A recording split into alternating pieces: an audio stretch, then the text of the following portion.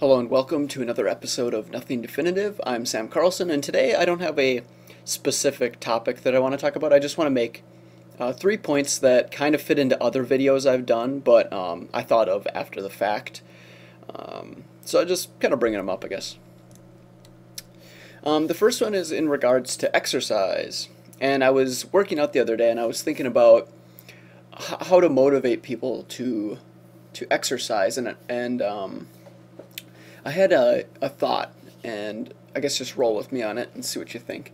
So I was thinking to myself, exercise is kind of like if you say you do exercise, or you say lately you've been exercising a decent amount, and then you decide to take a break because it was Thanksgiving. You maybe took the entire week of Thanksgiving off, and maybe you're taking the entire week after Thanksgiving off because you got to catch up at work and around the house, and you're just busy, so it's hard to get to the gym.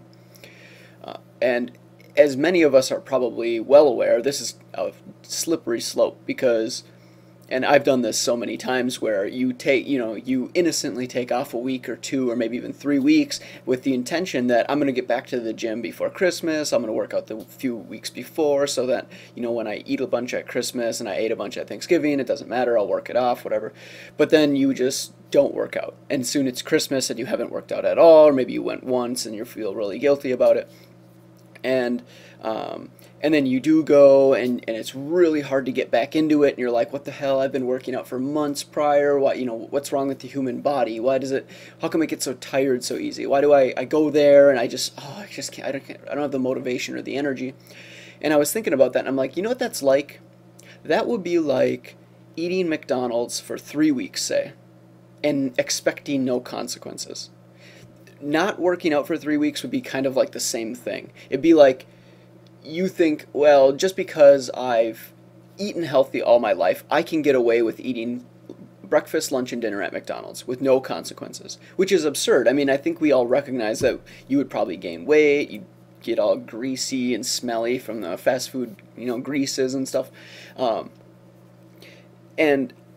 I think you could look at exercise the same way. There are consequences to even taking a week off of exercise. And the consequence is that when you come back to exercise, it gets harder and harder. Because I've asked myself that in the past. I'm like, come on, I've worked out so much in my life. Like for instance, with Thanksgiving right here, I only took off probably a week and a half where I didn't go to the gym. And when I went back, 2 days ago, it was so hard to work out. I was there and I'm like, oh my God, my body just doesn't want to do it. But I recognized what was happening. I was like, this is a consequence. I chose not to force myself to go to the gym earlier or right up to Thanksgiving. And because of this long break, there are consequences to my actions. It would be like if I just ate McDonald's for a week and a half solid and expected not to gain any weight or something. It's just, So that was just kind of one thought I had in regards to that. One way to think about it, I guess. The second thing I want to talk about is plan multitasking.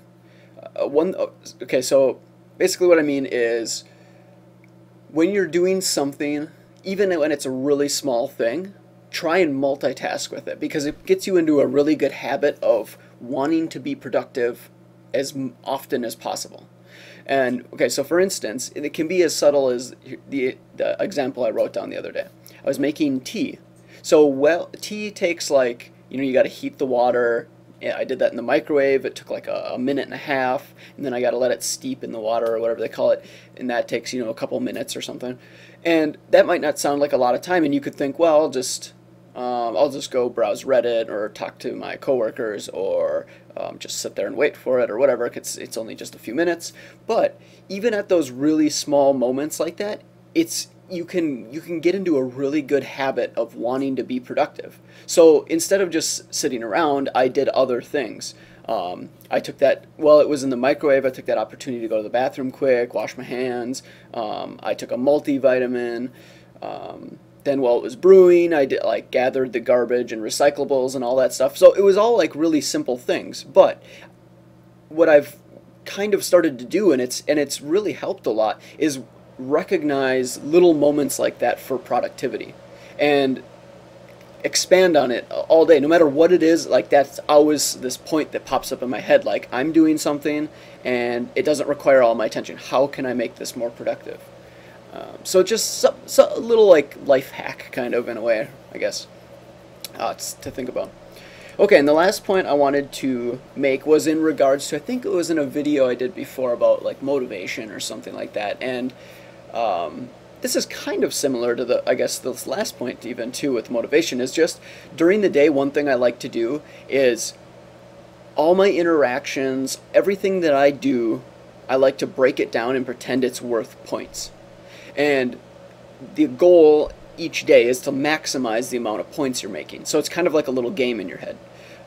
If I do something productive, I gain points. If I successfully interact with another person, I gain points. And I also lose points if I choose to just sit there and do nothing, or have a bad interaction and get in a fight with someone or whatever. So yeah, that can be really helpful for like motivating you to want to continually do things. And the really big important thing that it makes you realize is that no matter what you want to do, as long as it's something productive, it's worth doing. And I did a video called "What It Means to Just Do It," and it's like this idea that seems hard for some people to grasp, is you can literally just make change at any time. You can just go and do something that you've been wanting to do at any moment. It's not like you have to accomplish whatever it is that you want to do. You can just start doing it. And if you can adopt that mentality and just be productive, it will like totally change your life. And this kind of ties into that with if you utilize a point system or a scoring system, you can realize that even the smallest things, even like little things that you consider productive, are still helping you tremendously. They add up over time. You do a few little things each day, but those points add up, and it just makes everything more productive. It makes you just happier because you're getting more done, rather than trying to like, well, I got to do all of this at once. I got to accomplish this entire task. Well, no, you can just break it down and do little pieces of it. So, 3 small points, nothing, no overlaying major point, but I just wanted to bring them up because they all kind of tied into previous videos, and I thought they were, maybe helpful, maybe not. So, thank you very much for watching, as always, and see you next time.